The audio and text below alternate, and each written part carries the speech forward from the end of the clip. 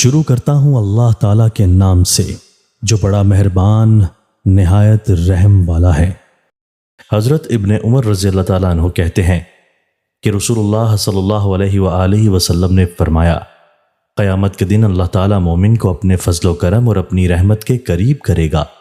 اور پھر اس کو اپنی حفاظت اور اپنی عنایت کے سائے میں چھپائے گا تاکہ وہ اہل محشر پر اپنے گناہوں اور اپنی بدعمالیوں کے کھل جانے کی وجہ سے شرمندہ اور رسوا نہ ہو۔ پھر اللہ تعالیٰ اس مومن سے پوچھے گا کہ کیا تو اس گناہ کو جانتا ہے؟ کیا تو اس گناہ کو جانتا ہے؟ یعنی کیا تجھے یاد اور اعتراف ہے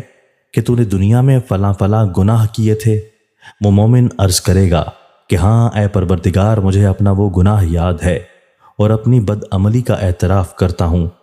غرض یہ کہ اللہ تعالیٰ اس مومن سے اس کے تمام گناہوں کا اعتراف و اقرار کرائے گا اور وہ مومن اپنے دل میں کہتا ہوگا کہ ان گناہوں کی پاداش میں اب ہلاک ہوا،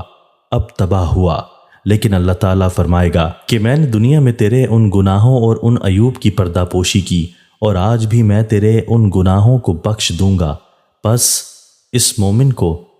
اس کی نیکیوں کا اعمال نامہ دے دیا جائے گا اور برائیوں کا اعمال نامہ قلعدم کر دیا جائے گا، اور جہاں تک کافروں اور منافق لوگوں کا تعلق ہے تو ان کو تمام مخلوق کے سامنے طلب کیا جائے گا اور پکار کر کہا جائے گا کہ یہ وہ لوگ ہیں جنہوں نے کفر و شرک کے ذریعہ اپنے رب پر بہتان باندھا تھا، جان لو ظالموں پر اللہ کی لعنت ہے۔ حضرت عدی ابن حاتم رضی اللہ تعالیٰ عنہ کہتے ہیں کہ رسول کریم صلی اللہ علیہ وآلہ وسلم نے فرمایا، قیامت کے دن تم میں سے کوئی شخص ایسا نہ ہوگا جس سے اس کا پروردگار کسی رابطہ کے بغیر ہم کلام نہ ہوگا۔ اس وقت اس کے پروردگار کے درمیان نہ کوئی ترجمان ہوگا کہ جو ہر ایک کو دوسرے کا مفہوم سمجھائے، اور نہ کوئی حجاب ہوگا کہ جو بندے کو اس کے پروردگار سے چھپائے۔ جب بندہ اپنی داہنی طرف نظر ڈالے گا تو اس کو وہ چیز نظر آئے گی جو اس نے آگے بھیجی ہوگی، یعنی نیک اعمال جو ظاہری صورتوں میں نمایاں ہوں گے یا ان اعمال کی جزا و انعامات، اور جب بائیں جانب دیکھے گا تو اس کو وہ چیز نظر آئے گی جو اس نے آگے بھیجی ہوگی، یعنی برے اعمال، اور جب وہ اپنے آگے دیکھے گا تو اس کو اپنے منہ کے سامنے آگ نظر آئے گی۔ پس اے لوگو، تم آگ سے بچو، اگرچہ کھجور کے ایک ٹکڑے ہی سے کیوں نہ ہو۔ تشریح: جب بندہ اپنی داہنی طرف نظر ڈالے گا، الخ یعنی یہ قاعدہ ہے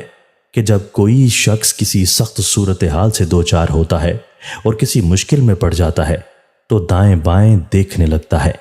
بس اس وقت چونکہ ہر بندے کے لیے ایک سخت ترین مرحلہ درپیش ہوگا، اس لیے وہ دائیں بائیں دیکھے گا، اور دائیں طرف اس کو وہ نیک اعمال نظر آئیں گے جو اس نے دنیا میں کیے ہوں گے،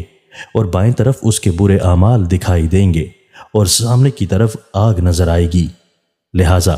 اگر کوئی شخص چاہتا ہے کہ وہ اس وقت اپنے نیک اعمال کی طرف دیکھ کر اطمینان و سکون حاصل کرے اور سامنے کی طرف نظر آنے والی آگ سے نجات پائے، تو اس کو چاہیے کہ اس دنیا میں زیادہ سے زیادہ نیک کام کرے اور برے اعمال سے اجتناب کر کے اپنے آپ کو اس آگ سے بچانے کی راہ نکالے، اگرچہ کھجور کے ایک ٹکڑے ہی سے کیوں نہ ہو۔ اس جملہ کے دو معنی ہو سکتے ہیں،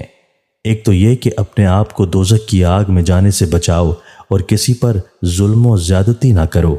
اگرچہ وہ ظلم و زیادتی کھجور کے ایک ٹکڑے ہی کی صورت میں یا اس کے برابر کیوں نہ ہو۔ دوسرے معنی یہ ہیں کہ اگر دوزخ کی آگ سے بچنا چاہتے ہو تو ضرورت مندوں اور محتاج لوگوں کی مدد و اعانت اور اللہ کی راہ میں اپنا مال خرچ کرو، اگرچہ تم صرف کھجور کا ایک ٹکڑا ہی خرچ کرنے کی استطاعت کیوں نہ رکھتے ہو۔ اس لیے اللہ کی راہ میں خرچ کرنا یعنی صدقہ و خیرات تمہارے اور آگ کے درمیان پردہ بنے گا۔ دوستو، اللہ تعالی ہمیں ان احادیث مبارکہ پر عمل کرنے اور اپنی زندگیوں کو سنوارنے کی توفیق عطا فرمائے۔